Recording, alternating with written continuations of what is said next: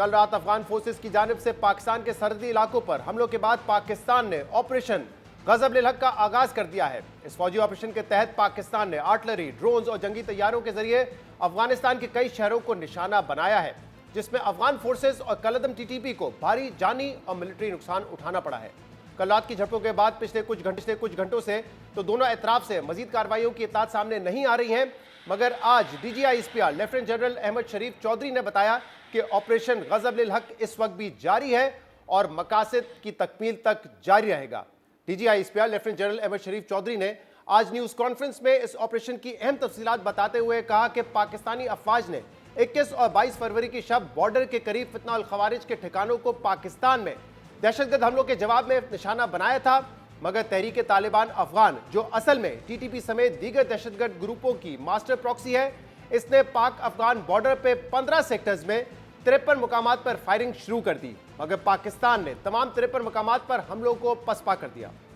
21 اور 22 فروری کی شب کو مصدقہ انٹیلیجنس اطلاعات کی بنیاد پر پاکستان نے پاک افغان بارڈر کے ملحقہ علاقوں میں فتنہ الخوارج کے تربیتی مراکز اور ٹھکانوں کو بڑا کیئرفلی نشانہ بنایا۔ پاکستان نے دہشت گردوں کو تحریک طالبان پاکستان، جس کو وہ خود تحریک طالبان پاکستان کہتے ہیں، فتنہ الخوارج، ان کے خلاف ایکشن لیا۔ دی Afghan Taliban regime, which is the master proxy of all these terrorist proxies which are operating from Afghanistan, that master proxy you saw, it came into action last night and in coordination along with the terrorists of فتنہ الخوارج Pak Afghan border پہ 15 sectors پہ خیبر پختونخوا میں 53 مقامات پر they opened fire at all 53 locations. The attack was repulsed. At no one location they could not make any success.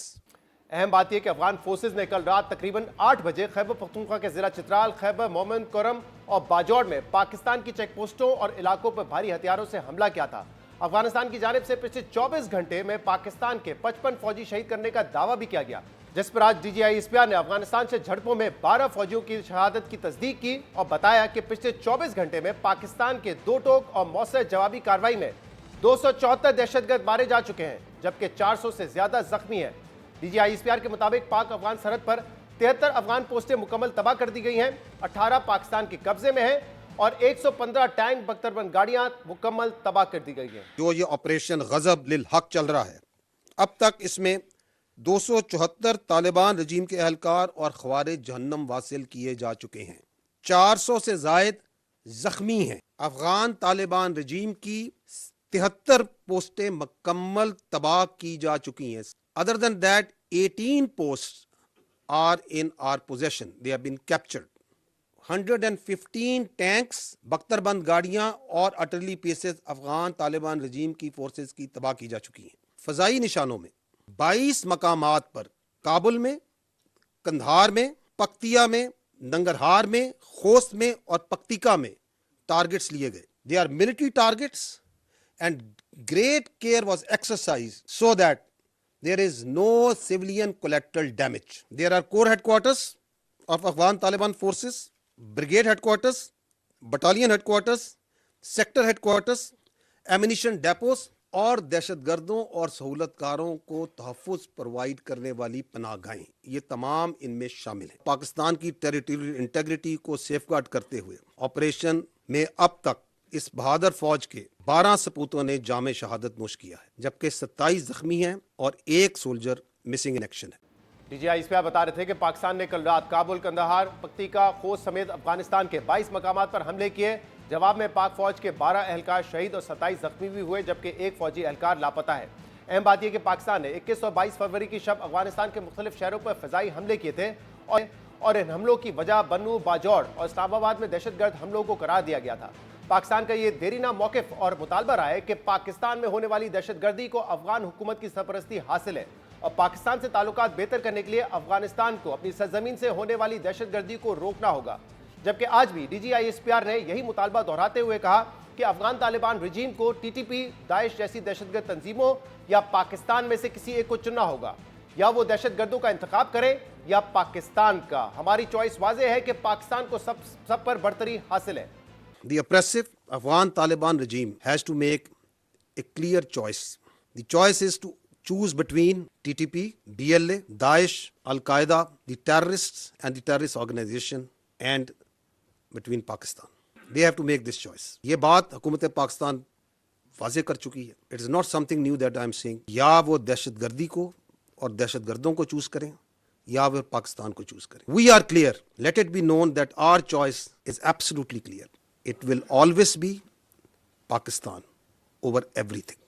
D G I S P R نے افغان عبوری حکومت کو خبردار کیا کہ اگر پاکستان میں کوئی دہشت گرد یا خودکش حملہ ہوا تو اس کا جواب نہ صرف دہشت گردوں کو بلکہ ان کے سرپرستوں کو بھی دیا جائے گا اور افغانستان میں بھی کوئی جگہ محفوظ نہیں رہے گی. That the operation is continuing and we are achieving the desired results. Pakistan میں اگر کوئی کسی جگہ پہ کسی شہر میں کوئی دہشت گردی کا واقعہ کراتا ہے, کوئی سوسائڈ بامبنگ ہوتی ہے, جس طرح وہ کلیم کرتے ہیں کہ ہم کریں گے کروائیں گے, تو اس کا جواب نہ صرف دہشت گردوں کو, ان کے سرپرستوں کو, بلکہ ان کے تحفظ کرنے والوں کو جہاں پہ وہ ہیں پھر ان کی بھی کوئی جگہ محفوظ نہیں ہوگی. Then we also have the equal rights. دوسری طرف افغان عبوری حکومت نے افغانستان کے مختلف شہروں میں پاکستان کے فضائی حملوں کی تصدیق کرتے ہوئے آج صبح اسلام آباد سمیت پاکستان کے مختلف شہروں کو ڈرونز کے ذریعے نشانہ بنانے کا دعویٰ بھی کیا تھا. مگر اسلام آباد میں ڈرون حملے کا دعویٰ تو جھوٹا نکلا. تاہم وفاقی وزیر اطلاعات عطا طارر نے ایبٹ آباد, سوابی اور نوشہرہ میں چھوٹے ڈرونز سے حملوں کی تصدیق کرتے ہوئے کہا کہ اینٹی ڈرون سسٹم نے تمام ڈرونز مار گرائے اور کوئی جانی نقصان نہیں ہوا. اس کے علاوہ افغان حکومت کے ترجمان ذبیح اللہ مجاہد نے آج پریس کانفرنس میں پاکستان سے جھڑپوں میں 13 افغان فوجی اہلکاروں کی ہلاکتوں اور 22 کے زخمی ہونے کا اعتراف کیا ہے. پاکستان کے جارحانہ جواب کے بعد ذبیح اللہ مجاہد نے پاکستان کے ساتھ مسائل بات چیت کے ذریعے حل کرنے کی خواہش ظاہر کی. ہم پہلے بھی کہہ چکے ہیں کہ اسلامی امارت افغانستان مسئلے کا پرامن حل چاہتا ہے.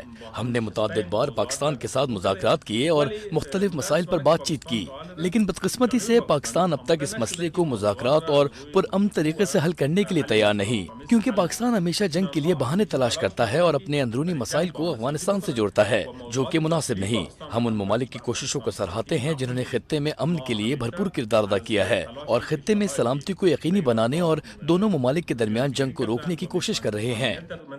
کل رات سے جاری پاک افغان جھڑپوں کے بعد اقوام متحدہ سمیت مختلف ممالک کی جانب سے تشویش کا اظہار کیا جا رہا ہے. دوسری وزارت خارجہ نے اپنے بیان میں افغانستان اور پاکستان پر زور دیا کہ وہ سرحد پار جھڑپیں فوری طور پر بند کریں اور اپنے اختلافات سفارتی ذرائع سے حل کریں. ایرانی وزیر خارجہ عباس عراقچی نے دونوں ممالک کو ثالثی کی پیشکش کرتے ہوئے کہا کہ پاکستان اور افغانستان کو باہمی اختلافات کو بات چیت کے ذریعے حل کرنا چاہیے.